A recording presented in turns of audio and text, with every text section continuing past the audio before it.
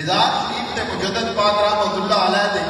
حاضری دے کے رات آپ جس کمرے دے وچ ٹھہرے نا رات دا وقت سی کتاب دے اندر میں آپ خود پڑھیا آپ فرمان لگے اور نور محمد تو جنتی ہے اچھی بات اور نور محمد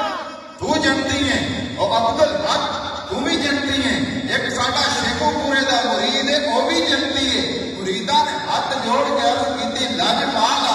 ساری زندگی گزر گئی تہاڈی خدمت کرتے رہے ہیں کدی انج دے جملے نہیں فرمائے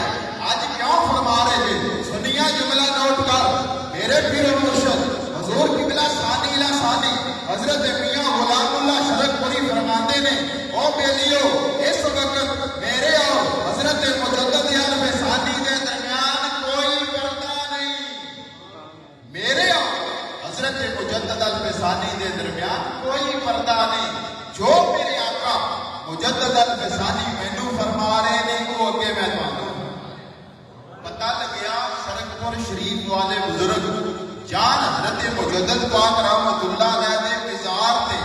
مجدد پاک رحمت اللہ علیہ مریداں نوں جنت دیاں ٹکٹاں دے رہے نے تے خود شرکپور والے پیراں دے کتنا کرم فرماندے ہون گے تاں اسی کہنے ہاں مجدد الفسانی تھے مجدد الفسانی ہے انہی کے فیض کے دم سے یہ سب فیض روحانی حضور فخر المشائخ رحمت اللہ علیہ کتاب کا نام حضور فخر المشائخ رحمت اللہ علیہ دو جلداں دی شرکپور شریف تو چھپی وہ دونوں جلداں دے دو میں حوالے موجود نے